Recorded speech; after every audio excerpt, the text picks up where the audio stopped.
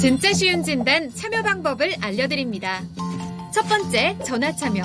02-325-8200번으로 전화하셔서 궁금하신 종목과 매수가, 비중을 말씀해주세요. 두 번째, 게시판 참여. 토마토TV 홈페이지 tv.이토마토.com으로 들어오셔서 아자아자 게시판에 글을 남겨주세요. 세 번째, 증권통 TV 참여. 모바일 어플리케이션 증권통을 다운받아 증권통 TV에 들어가서 아자아자란에 글을 남겨주세요. 세상에서 가장 친절한 주식 상담, 진짜 쉬운 진단. 여러분의 많은 참여 바랍니다. 네, 진짜 쉬운 진단입니다. 지금부터 첫 번째 종목부터 바로 들어가 볼게요. 전화 받아보도록 하겠습니다. 자, 소장님 안녕하세요. 예, 여보세요. 안녕하세요. 네, 반갑습니다. 네, 예, 어떤 반갑습니다. 종목 도와드릴까요? 예, 저 명신산업 예, 예, 3만 원에 30%. 3만 원에 30%요. 예, 예. 이거 그러면 손실을 꽤 많이 보고 계신데, 이 매수 시점이 혹시 언제쯤이세요? 1월 16일인가 그러니까 29,780원인데 그냥 3만 원으로 한 거예요. 예, 알겠습니다. 자, 그러면은 매수 하시자마자 바로 떨어지기 시작했네요. 네. 예, 상당히 좀 아쉽습니다. 사실 뭐 자동차 부품, 자동차 쪽은 계속해서 주가가 좀 내려가서 갖고 계신 분들이 정말 마음이 좀 많이 어려우실 텐데, 자, 지금 가장 궁금하신 점이 어떤 점이십니까? 이거 언제쯤 반등하는지, 이거 예. 그냥 가지고 있어도 되는지 그런 거 다 전반적으로 알고 싶어서요. 알겠습니다. 그 답답한 마음 한번 지금부터 지금 탈출구를 좀 모색해 보도록 하겠습니다. 잠시만 기다려 주세요. 예, 감사합니다. 예. 자, 박준현 운용력과 함께 종목 진단해 보겠습니다. 자, 운용력님, 명신산업입니다. 뭐 3만 원에 지금 30% 이 정도 갖고 계시다는데, 사실 뭐 이 관련된 종목군들 갖고 계신 분들 마음이 다 똑같을 것 같아요. 도대체 자동차 언제 오르냐 이건데 어떻게 보십니까? 매사는 뭐 자동차보다는 테슬라 관련 종목이니까. 그렇죠. 예, 예. 예. 근데 지금 테슬라 주가는 최근에 약간 조정받았지만은 예. 사상 최고치까지 갔지 않습니까?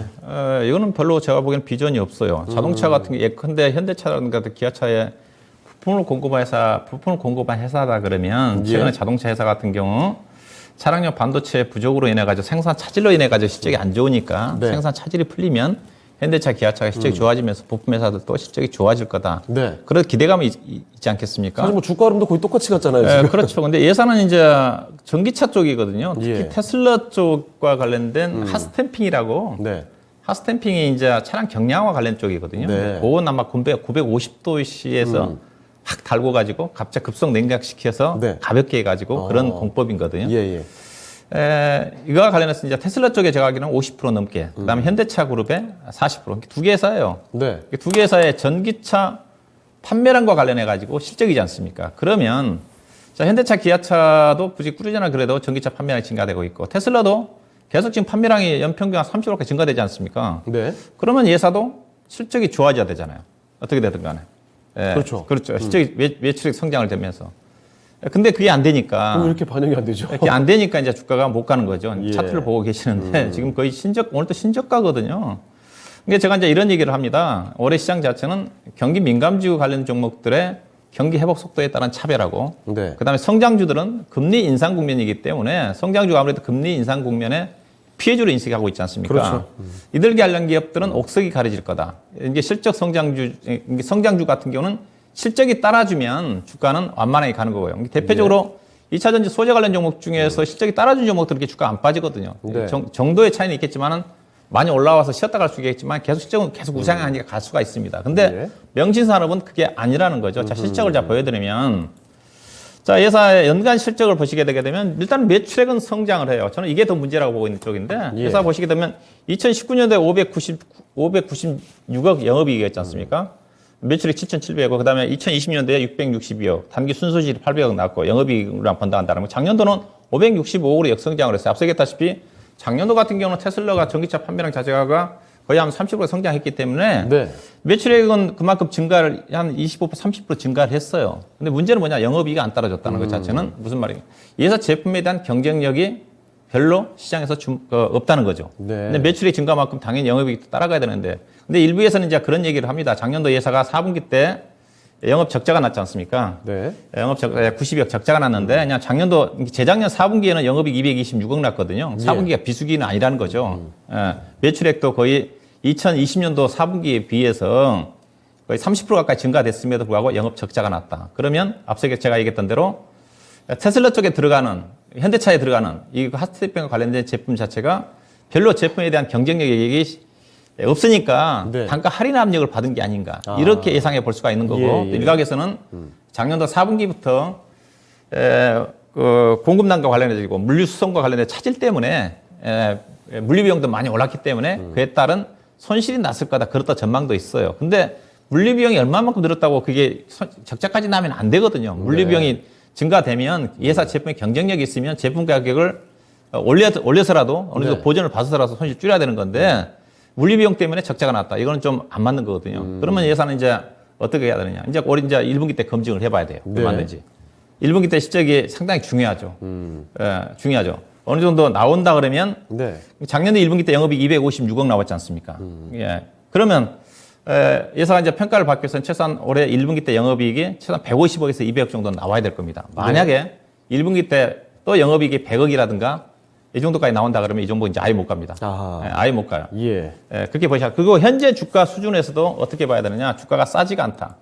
이 회사 시가총액이 1조 1000억입니다. 1조 1000억이면 일단은 작년도 밸류로 보게 되게 되면 주당 EPS가 800원입니다. 네. 우리 시청자님이 3만 원에 사셨으니까 PER 기준에서 거의 35배에 산 거예요. 네. 자, 그러면 이건 사서는 안 되는 거거든요. 우리 시청자님이 아마 1월 달 말에 샀다는 것 자체는 예사 2월 달에 그 4분기씩 발표가 됐으니까 그 모르고 샀을 수는 있어요. 예. 근데 그 시점에서 딱 보게 되게 되면 전망치가 나와 있으니까 자, 부품회사가 PER이 35배다. 그러면 사서는 안 되거든요. 왜냐하면 양극재 관련 소재 관련 기업들은 꾸준한 실적이 증가되니까 PER 뭐 네. 2023년도 작년도 같은 게 2023년도 기에 PER 뭐 40배 정도까지 평가를 받을 수가 있는 게 부품 종목 그렇게 평가 못 받거든요. 네. 부품 종목은 현재 부품 종목들이 대표적으로 제가 보기에는 전기차 관련해 가지고 본다 하더라면 신흥 SC라는 회사를 보시면 알 수가 있을 것 같아요. 예. 배터리 팩 만들 회사잖아요. 최근에 주가 급등했다가 좀 쉬고 있는 쪽인데 예사 PR이 지금 12배, 3배 정도 될 겁니다. 네.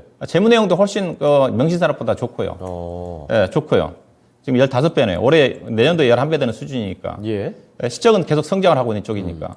오히려 이런 것들 더 나을 수가 있죠. 부품적으로 비교해본다. 물론 이제 배터리 팩이고 네. 그쪽은 전기차의 핵심 뭐 핫스탬핑이라는 부분도 있지만은 예. 그다음에 예컨대 제가 이제 또 생각나는 것 자체가 이런 회사 예컨대 부품적으로 본다 한다면 신성 델타테크 같은 경우도 네. 그래서 LG에너지 솔루션의 배터리 팩과 관련된 부품이지 않습니까? 그다음에 LG전자 잘 나가니까 LG전자 가전제 부품 쪽이잖아요. 회사 PR이 지금 10배예요. 예. 자, 그러면 저는 개인적으로 이렇게 권해드리고 싶어요.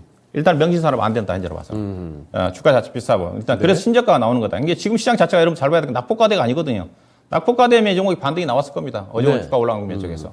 근데 낙폭과대 장세가 아니거든요. 이게 계속 실적이 안 좋으니까 못 따르면 계속 하향해요.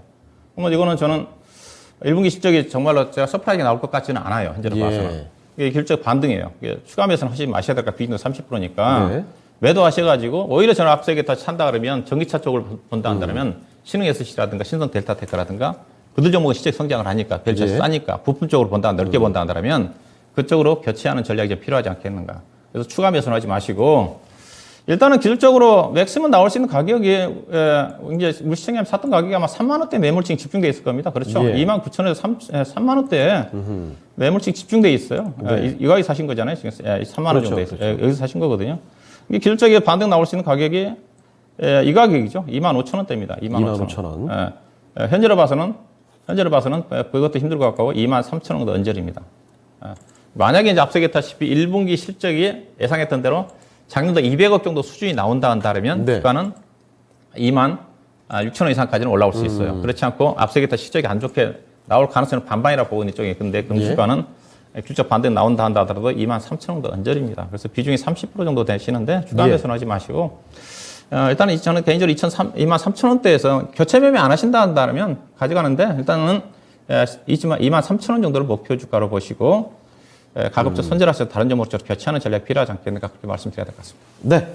자, 시청자님 조금 아쉽게 느끼실 수도 있겠습니다만 차트상으로 봤을 때 많이 내려간 종목이라 이제 오르겠지라고 생각이 드실 수도 있어요. 그런데 사실 지금도 싸지 않다는 겁니다. 자, 그래서 이 아무래도 종목을 좀 교체하는 쪽이 좋지 않을까 말씀을 해주셨는데 기술적인 반등은 가능할 것 같아요. 한 23,000원 부근, 만약에 1분기 실적이 잘 확인되면 26,000원대까지 반등이 가능할 수도 있겠지만 일단은 23,000원 정도에서 다른 종목군으로 교체를 해보시면 어떨까 이런 말씀을 주셨습니다. 답변 되셨습니까?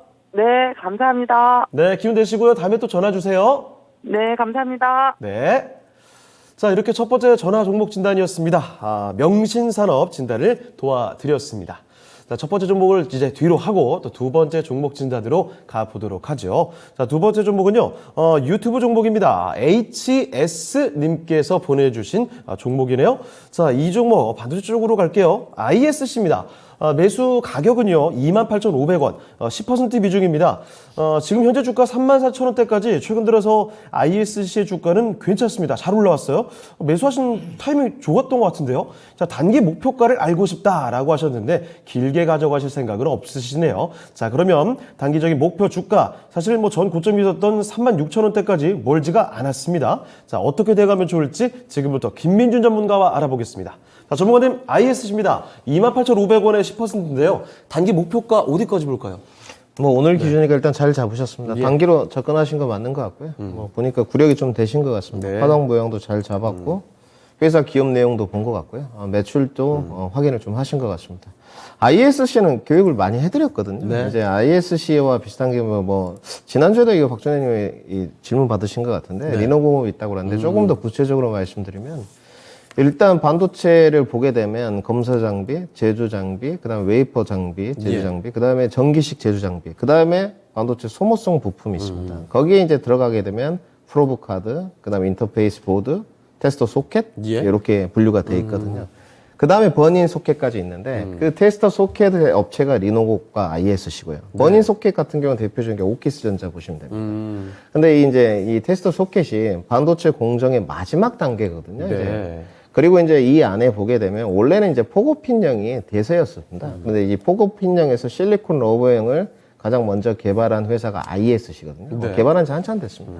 2001년에 개발을 완료했고 2003년부터 아마 출시를 했을 겁니다. 그런데 이제 이 실리콘 러버형이 뭐 3세대 이제 아무래도 테스트 소켓이다 이런 내용이 있는데 그것보다는 좀 상호 보완적인 관계입니다. 네. 고객사의 어떤 취향에 따라서 포고핀형과 실리콘 러버형을 같이 이렇게 병행해서 이제 쓰는 형국이고요. 네. 상호 보완 제도가 분명히 있기 때문에 매출이 늘어날 수밖에 없는 구조죠. 그리고 최근에 이 신사업 동력이 있는 ISC는 이제 플렉시블 코퍼라고 해서 크레이드 FCCL이라는 5G 안테나 신성장 동력을 이미 확보한 상태입니다. 그러니까 네.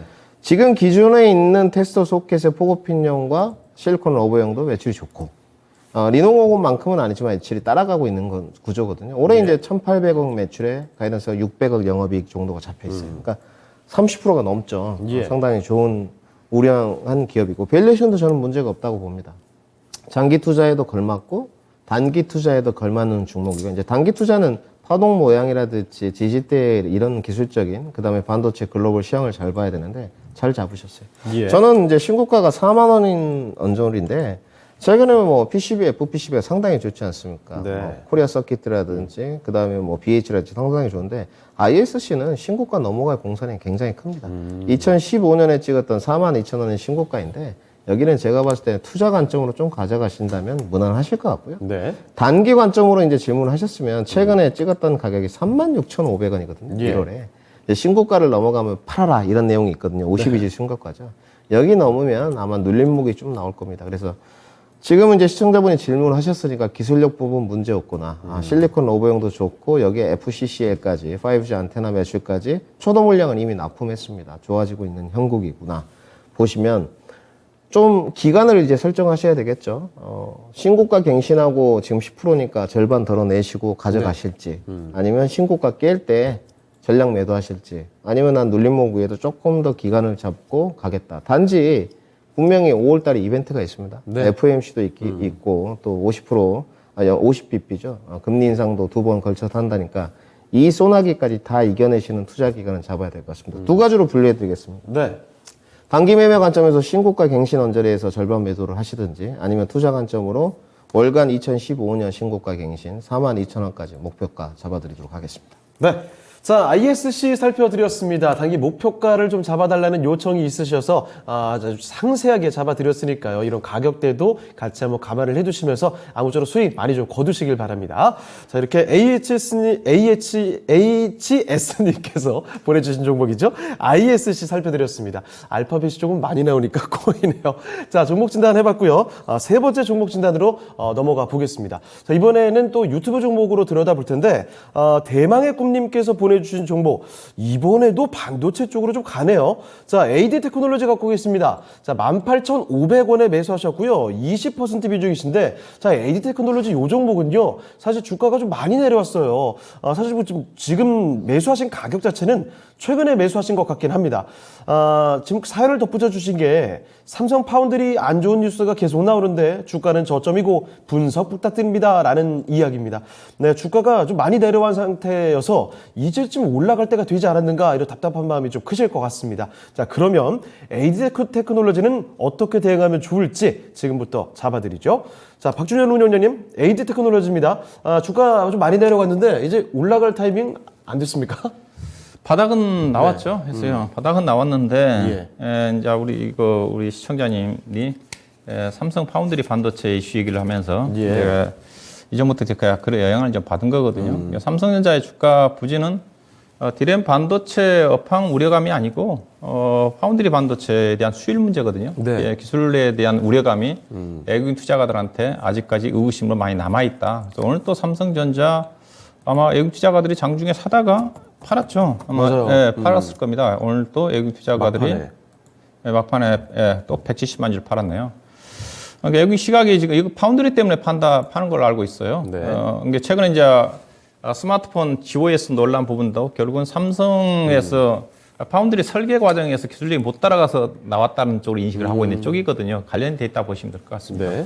오늘 이제 장비 종목들은 많이 올라왔는데 이쪽에 있는 영역들. 근데 이쪽에 있는 영역들도 차별하죠. 어제 이제 급등했던 테스나도 어제 급등했고 오늘 또 올랐는데 이쪽 관련 영역들이 좀 부진한데 이제 예산은 이제 결국엔 삼성전자의 파운드리 반도체가 성장을 하면 가장 먼저 주가가 튕겨나갈 수 있는 종목입니다. 왜냐하면 예사가 이제 파운드리 반도체 큰 영역이 반도체를 설계하는 팹리스 회사가 있고 그다음에 칩리스 회사 디자인하는 이 회사가 이제 디자인하면서 칩리스 회사 역할이거든요. 그다음에 이제 디자인해가지고 이제 파운드리 쪽으로 넘기는 과정이 있는데 그런 또 생태계가 구축이 좀 돼야 되는데 그래서 삼성전자의 그 칩리스 디자인 솔루션 파트너의 그 회사가 가장 앞서 있다고 보시면 될 것 같습니다. 가장 삼성 파운드리 반도체가 성장할 때 가장 이쪽에 영역 중에서 가장 성장할 수 있는 수석 역할을 할 수 있는 수석 디자인 솔루션 파트너 회사로 지정을 받을 수 있는 회사다. 삼성이 밀어주면서 함께 끌고 갈 수 있는 쪽인데 앞서 이제 삼성이 파운드리 쪽과 관련된 시장의 의구심 때문에 주가가 이전부터 영향을 받고 있는 게 아닌가. 예사 현재 실적 자체는 반도체와 관련해가지고 SK 하이닉스 중심의 관련 쪽의 매출의 실적이라는 걸 봐야 될 건데 예사가 그런 쪽으로 삼성전자 실적 성장과 함께 성장하기 위해서 이미 연구 인력은 대폭적으로 작년도에 충원해놨어요. 네. 사업 보고서 보게 되면 2020년도 말 대비해서 인력이 50% 가까이 증가됐거든요. 중소기업이 50% 정도 인력을 늘어났다는 자체는 그만큼 삼성전자에서 어느 언지를 받았기 때문에 인력까지 연구 인력을 충원해 놓는 게 아닌가. 결국은 예산은 성장을 한다. 이제 그렇게 좀 보셔야 좀 될 것 같고요. 예산은 예사와 이제 같은 회사가 두 개 회사가 딱 있어요. 코아시스라는 회사가 있는데 예사도 이제 칩리스 회사 역할을 하고 있는 회사 쪽인데 두 개 회사가 거의 비슷합니다. 근데 코아시스보다는 AD 테크놀로지가 훨씬 기업 내용 자체도 탄탄해요. 이미 회사는 삼성 디자인 솔루션 파트너 지정이 좀 되면서 2020년도인가요? 그때 500억 정도가 유상증자서 자금 조달까지 해놓은 상태이기 때문에 자금 걱정 전혀 없습니다. 그래서 좀 모멘텀 부각되면 주가는 이제 바닥 나온 게 아닌가 생각이 좀 되고요. 얼마에 매수하셨다고 그랬죠? 18,500원에 매수하셨네요. 18,000원이면 최근에 사셨네요. 아직 바닥에 사셨네요. 그러니까요. 이 종목은 최소한 가져가야죠. 이 종목 중장기적으로 우상향할 수밖에 없습니다. 다만 지지부진 악재는 다 반영됐다고 보시면 될 것 같고요. 일단 기술적으로 아마 25,000 정도까지는 1차적인 반등, 매수한 가격대가 18,500원이면 10% 정도는 수익을 좀 낼 수 있는 종목이다. 오늘 주가 안 움직였지만은 충분히 뭐 실망할 수 없을 것 같습니다. 25,500원도 목표 주가를 염두에 두시고 재무내도 탄탄하게 사니까 보유해도 되겠다. 그렇게 말씀드리겠습니다. 네. 자, AD 테크놀로지 살펴드렸습니다. 이 종목은 뭐 크게 걱정할 종목은 아닌 것 같네요. 일단 뭐 2만 원대 위까지는 충분히 올라올 수 있는 종목이기 때문에 2,500원 그 이상에서 매도를 해보시면 좋을 것 같습니다. 수익 꼭 보고 나오시면 좋겠네요. 자, 대망의 꿈님께서 남겨주신 종목이었습니다. 자, AD 테크놀로지 살펴드렸습니다. 자, 그러면 또 계속해서 다음 종목 가볼 텐데 이번에는 전화 연결을 기다리고 계시네요. 전화 한번 받아보겠습니다. 네, 시청자님 안녕하세요. 네, 안녕하세요. 네, 반갑습니다. 네, 수고하십니다. 네, 어떤 정보 도와드릴까요? 네, 뉴고요. 뉴요. 예, 예. 예. 비중은 15%고 금액은 13,400원이거든요. 예. 그 언제 팔아야 되는지 좀 더 사도 되는 건지 좀 네. 궁금해서요. 알겠습니다. 추가 매수는 어떤지, 좀 언제쯤 매도를 하면 좋은지 그 이야기 좀 한번 들어볼게요. 잠시만 기다려주세요. 네. 예. 자, 김민주 전문가님, 뉴 들어와 있습니다. 15%, 13,400원인데 소식을 좀 보고 계시네요. 지금 시점에서 이제 바닥이라고 판단하신 것 같기도 한데 추가 매수 괜찮은 건지, 그리고 매도 목표 구간은 어느 정도로 보면 될지 한번 잡아주실까요? 일단 그 영상 콘텐츠 종목 중에서 종목을 고르셨거든요. 그런데 제가 봤을 때는 그나마 운이 좋으셨다 좀 봐야 될 것 같고요. 예. 우선은 장기적인 추세는 좋지 않을 것으로 좀 보고 있습니다. 그나마 영상 콘텐츠 종목 중에서 왜 유는 낮다고 말씀을 드리냐면 예. 예전에 이제 영상 콘텐츠 드라마 제작 관련되는 업체들이 다시 한번 시장의 재평가를 받아야 된다는 시기가 있었습니다. 네. 뭐 재작년 정도 보시면 될 것 같아요. 재작년부터 작년. 그때 뭐 A-스토리, 유, 뭐 엄청나게 주가들이 갔거든요. 그리고 뭐 또 지리산, 뭐 이런 드라마들, 흥행 기대감, 뭐 흥행 못했습니다. 흥행 네, 못했고요. 맞아요. 여기는 조금 다른 게 이제 드라마 제작도 하지만 영화 배급사가 좀 더 맞는 것 같아요. 아하. 천만 관객 영화가 상당히 많고 제가 이 예. 배급사 중에서 봤던 영화는 이제 정우성 씨 주연하는 더킹이라는 영화가 있었거든요. 많았습니다. 뭐 7번 방의 기적, 예. 더킹, 독전, 뭐 영화가 천만 관객 영화를 상당히 배급을 많이 했고 예. 올해까지 이제 작년까지는 실적이 정말 안 좋았습니다. 적자고요. 네. 적자인데도 불구하고 주가가 엄청나게 갔지 않습니까? 그러면 아까 제가 말씀드렸던 영상 콘텐츠에 대한 시장의 재평가 국면, 모멘텀으로 주가가 올랐다는 거니까 예. 작년 11월까지 2만 원 오른 건 그렇다 치고요. 네, 모멘텀 구간에는 늘 비이성적인 시세가 납니다. 이거는 어쩔 수 없는 거고. 예. 시장의 재평가가 들어가니까 2만 원부터 다시 주가가 회귀했어요. 주가가 올랐던 가격이 9,000원인데 다시 9,000원까지 내려왔습니다.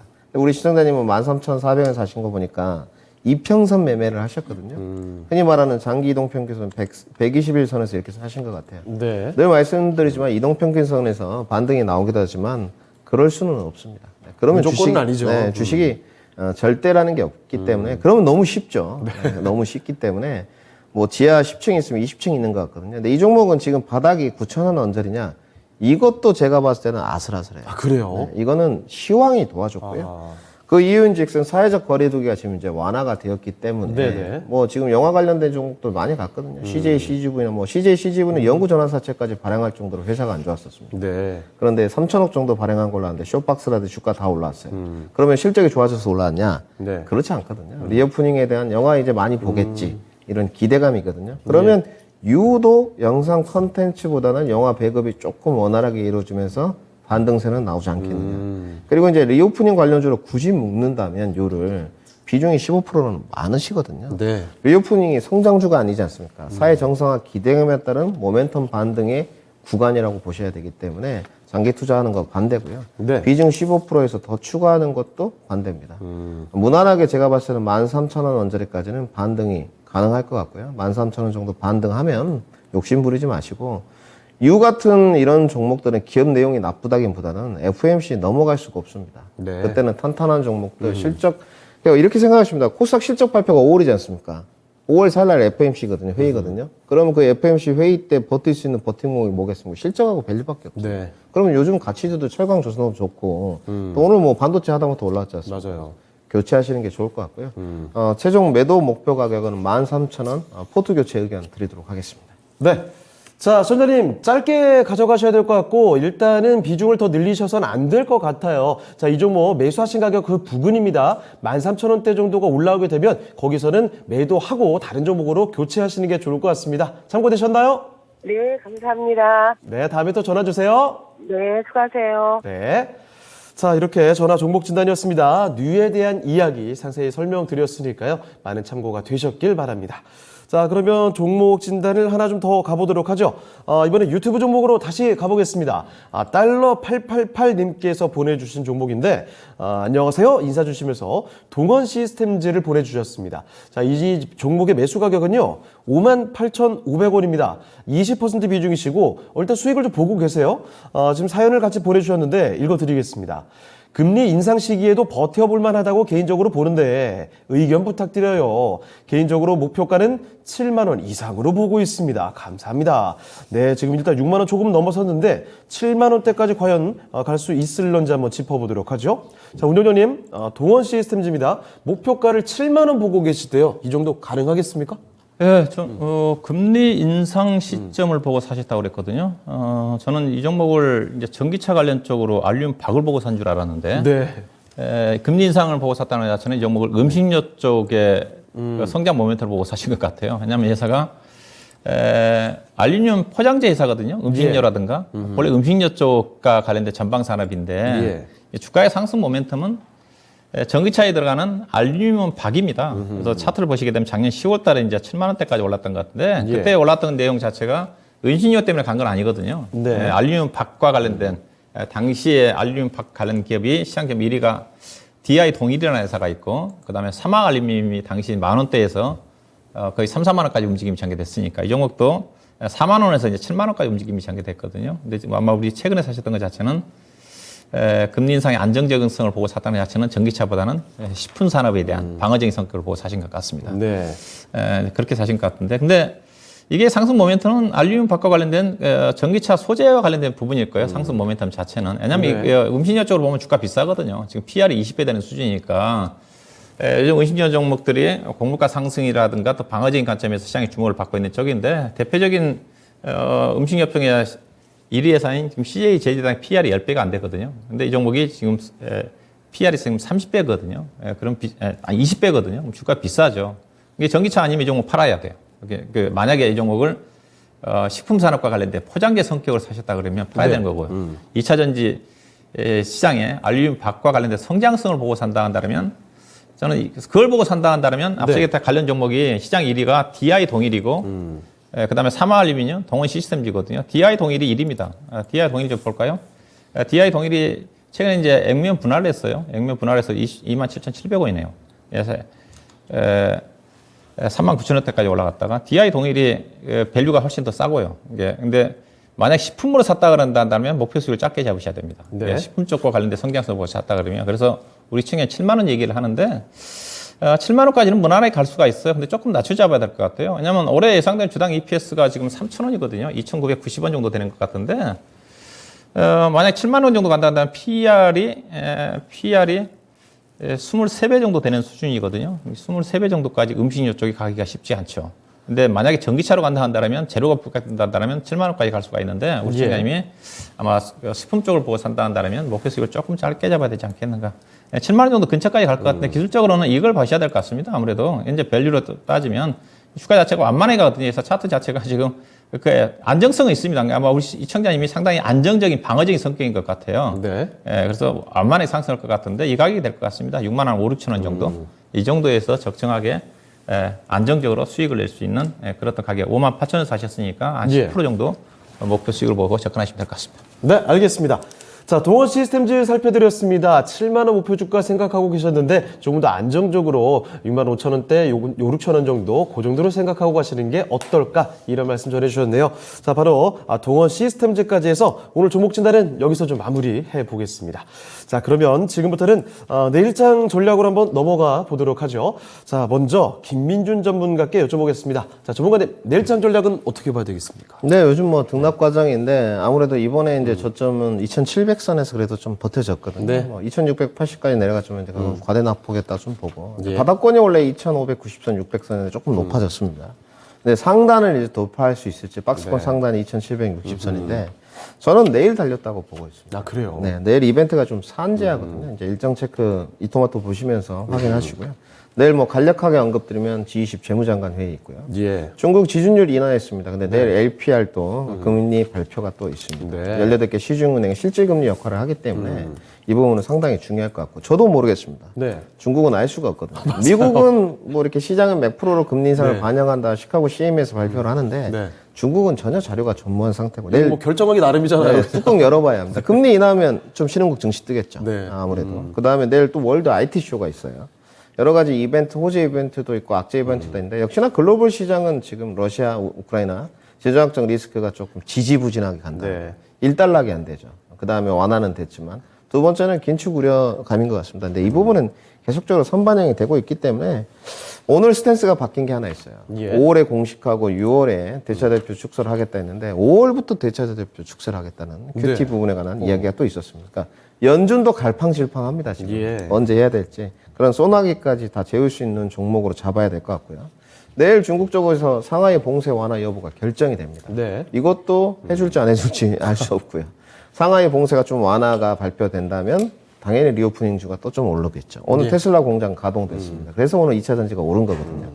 그러면 지금 가장 좋은 건 점진적인 실적 우상향 종목을 택해야 된다고 봐요. 네. 섹터보다는 그러니까 섹터를 봐야 될 때가 있죠. 작년 후반기 때 보면 2차 전지, 네. 전반기 때 보면 건설 건자재. 근데 지금은 섹터가 없습니다. 네. 섹터가 없고요. 단지 실적이 1분기 때 최대 매출을 쓸 수 있느냐, 그리고 2분기 때도 좋아지느냐 두 가지 포인트인 것 같습니다. 이런 종목 위주로 잡아가시고 저는 지수는 점진적으로 좀 올라간다고 보고 있습니다. 예. 해답은 삼성전자에 달려있고요. 오늘 삼성전자 주가 딱 보시면 코스피 21선에 걸쳤거든요. 그리고 지금 이제 $1 환율이 고공행진입니다. 이건 앞으로도 계속 고공행진할 거예요. 근데 여기에 영향은 제한적이라고 봅니다. 네. 단지 영향도 제한적이지만 수급도 제한적이에요. 환차손 때문에 어쩔 수가 없는 것 같고요. 그러면 이런 시장의 흐름을 실적분 장세라고 이제 이야기하게 되는 겁니다. 역시나 해답은 반도체 IT에 있는 것 같고요. 네. 오늘 좋았습니다. 반등 나왔고. 그 다음에 자동차 쪽도 좀 관심을 이제 둬야 될 것 같거든요. 네. 완성차주들 주가가 분명히 메리트가 있는 구간이고요. 역시나 이제 리오프닝, 그리고 제약바이오. 그 다음에 요즘에 뭐 가치주를 중에서 좀 더불어 한다면 조선철강의 움직임이 괜찮습니다. 맞아요. 여기까지 조금 내다보시는 해안으로 시장 접근을 하신다면 그래도 좋은 결과물이 있지 않을까. 이렇게 정리해드리겠습니다. 네. 자, 이번에는 바로 이어서 박준현 운용력의 이야기도 들어보겠습니다. 자, 운용력님은 내일장 전략을 어떤 포인트로 접근하세요? 네, 시장은 일단은 뭐 최악의 국면을 벗어났는데 네. 윗방향으로 가기도 쉽지 않고 아랫방향으로 가기 쉽지가 않다. 일단은 연준의 긴축 속도가 워낙 빠르거든요. 예. 그랬기 때문에 우려감 자체는 많이 완화가 됐지만은 그래도 좀 더 확인을 해야 된다. 그래서 앞서가기 쉽지 않은 거고 결국 위로 상승하기 위해서는 경제지표 호전이 좀 나와야 되는데 경제지표 호전이 당장 나올 수 있는 부분은 아니거든요. 당장 지금 전일 세계은행 쪽에서 경제 성장률 하향 조정되고 있는 상태니까 당장 기대할 수 있는 것 자체는 실적 시즌이기 때문에 미국의 기술주 중심으로 실적이 좋게 나온다 한다면 그게 이제 제한적으로 주가를 끌어올 수 있는 흐름이다. 그렇게 좀 봐야 될 것 같고요. 네. 오늘 증시가 약간 좀 반등이 나왔는데 일단은 좀 쉽지 않거든요. 지금 달러가 지금 장중에 지금 거의 지금 101원대까지 올라와 있거든요. 예. 그래서 지금 원달러 환율도 지금 종가에 좀 올라섰거든요. 달러가 상승을 하게 되게 되면 지금 외국인 수급이 좀 들어오지 않으면 주가가 어려운데 그래서 오늘 막판에도 종가에 지금 외국인 투자가들이 주식을 현물에서 매도 팔았지 않습니까? 그러니까요. 매도서 바뀌었고 선물도 거의 4천억 매수해서 2천억대 줄였거든요. 환율도 약간 좀 반등을 했고 환율이 올라오기 때문에 외국인 수급을 기대하기 어렵다. 그래서 결국은 시장의 방향은 제가 삼성전자의 지수의 방향은 삼성전자에 있다고 보고 있는 쪽이거든요. 예. 오늘도 삼성전자가 사는가 싶었는데 종가에 한 100만이 넘게 팔아버렸습니다. 삼성전자를 사야지 외국인 투자가들이 수급이 좀 들어오거든요. 그래서 대형주 쪽에 특히 관심이 쪽은 여전히 삼성전자 외국인 수급을 체크해야 볼 필요가 있지 않겠는가. 그러면 앞서 얘기했듯이 오늘 흐름으로 봐서는 외국인 투자가들이 삼성전자 아직도 사기는 산다 한다 하더라도 잠깐 샀다가 완만하게 사기는 쉽지 않아 보인다. 그래서 지수는 박스권이라는 거죠. 지수는 2680과 2760. 아무래도 이 흐름 자체가 4월 말 정도까지 흐름이 전개되지 않겠는가. 결국은 대형주가 쉽지 않다는 거죠. 네. 대형주가 쉽지 않는 쪽이기 때문에 그래서 이슈와 실적 성장주 중심의 중소형 종목 쪽에 접근할 수밖에 없다. 그런 어떤 관점이라 봐야 될 것 같고요. 관심은 저도 IT 철강금속, 시적 쪽에 철강금속 얘기하고 있는 쪽이고, 그 다음에 건자재 쪽에, 그 다음에 요즘 원자재 가격 관련 또 수혜주 종목들이니까 원자재 관련 종목들, 대표적으로 이제 섹터로 따지면 상사 관련 섹터들이 네. 시적도 괜찮거든요. 그 다음에 리오픈 쪽에서는 저는 여전히 의리 쪽, IT 소부장, 2차 전지, 그 다음에 자율주행 관련된 모빌리티, 이쪽에서 종목을 찾아야 되지 않을까 보고 있습니다. 네. 자, 그리고 운영력께서는 오늘 공개 방송도 바로 있으시죠? 네, 항상 제가 신시즌 끝나고 제가 네. 공개 방송을 하고 있는데 오늘도 잠시 후에 5시 10분부터 공개 방송이 있습니다. 시장 앞서 얘기했다시피 시장 자체가 그래도 수익 낼 수 있는 건 중소형주밖에 없습니다. 네. 중소형주 전성시대거든요. 상당히 좋습니다. 그래서 중소형 정성시대의 강소기업에 투자라는 주제를 가지고 공개 방송이 있을 것 같습니다. 네, 알겠습니다. 자, 잠시 후 5시 10분부터 바로 이어지는 박준현 운영력의 무료 공개 방송입니다. 중소형주의 전성시대, 바로 강소기업에 투자해야 된다고 하시는데 어떤 이야기를 들려주실지 함께 하시면서 이런 이야기들 같이 가져가시면 좋겠습니다. 자, 그러면 오늘 두 분 전략은 여기까지 듣도록 하겠습니다. 바로 두 분 여기서 인사드리도록 하죠. 네, 오늘 두 분 말씀 고맙습니다. 네, 진짜 쉬운 진단 씨가 오늘 저희는 여기서 마치도록 하겠습니다. 지금까지 다양한 투자 판단에 대한 도움 말씀을 드렸습니다. 하지만 특정 종목의 상승과 하락을 보장하지 않는다는 점 명심해 주시고요. 저희는 내일 이 시간에 다시 뵙겠습니다. 고맙습니다.